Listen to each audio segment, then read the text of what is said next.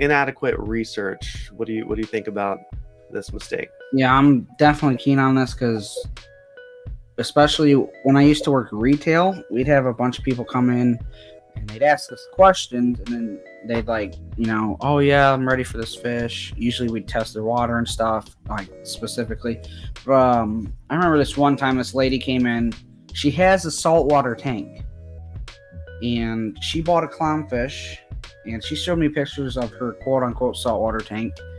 She must have brought it home, and she came back the next day and said, this thing lived for like 20 minutes and then it just died. And I'm like, that thing's been with us for months. I don't know how it would have died unless something's crazy wrong with your tank. And so she shows me a picture of the clown in a goldfish bowl. What? In a goldfish bowl with a goldfish. That's and I'm like, insane. that is like, but the funny thing is she has a saltwater tank. Like she has like a 55-gallon saltwater tank. It's never had issue. Like, but she put a clownfish in with a goldfish, and I'm like, I didn't know what to think, and kind of, we definitely didn't credit her for that because I'm like, I feel like she should have known. Like, okay, like that's obviously a saltwater fish. Saltwater fish. Saltwater's on this side of the store. Freshwater's over here. Like, I don't know. That was some of the most crazy experience that I've had with people with that specifically, but. I just wanted to introduce to you my first ever children's book. I'm super excited to finally release this on Amazon. So if you have a child anywhere from like 2 to 12, they will enjoy this book. This book is all about Finn, the brave blue tang. Now, Finn is a tang that got picked up from a local fish store and transferred to a home aquarium. So you're gonna learn all about this brave little fish named Finn as he goes on a journey to overcome his fears and make new friends. Now, I wrote this book for kids that may be scared or nervous about making new friends, to show that they can be brave and strong. And even though there may be challenges and unknowns, that children can still make new friends, and making friends is a beautiful thing. So if you want to check out this book, it's available now on Amazon. Link is in the description below. Besides that, yeah, definitely do your research. Different fish have different cure requirements. Yep. Different tank size requirements. Yeah, just keep that in mind. Some fish come from deeper water. Some fish come from shallow water. Like, there's a lot of different factors that'll play into seeing if that specific fish, invert, or coral is right for your tank. Yeah, and something I like to say all the time is if you're brand new to the hobby and you're setting up your aquarium, you want to research what you want to put into it ahead of time.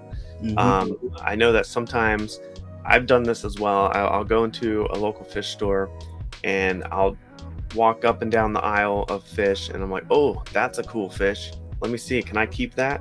And yes, you can do some quick research at the store. That's fine. I think that's okay to do that. You're researching before you buy. Pull up something like Live Aquaria. I use that a lot to research some fish.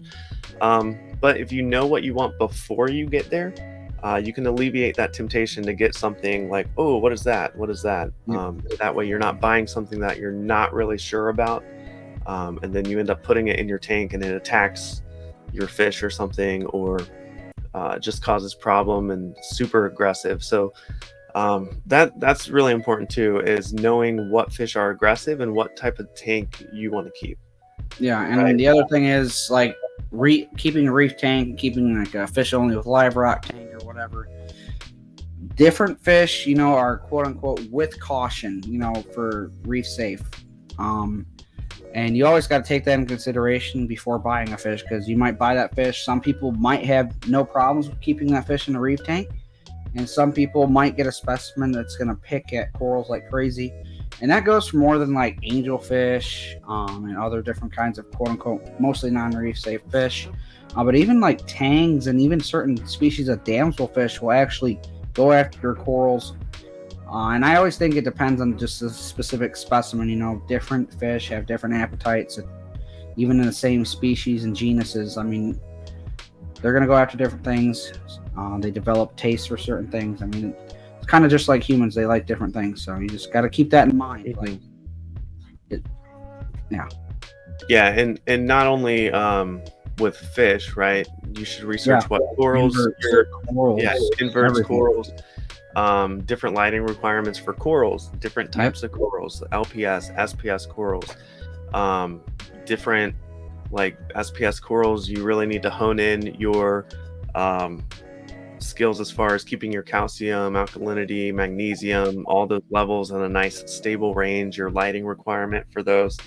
Um, so just researching these before you jump into it and knowing ahead of time, I think will set you up for more success than just showing up and buying a whole bunch of corals and throwing them in and just seeing what happens, or throwing a bunch of fish in and seeing what happens. Absolutely. Yeah, so make sure you do your research because inadequate research can lead to problems. So Definitely. if you enjoyed this video, then I know you're going to love the full podcast episode. Go ahead and click or tap your screen to watch that.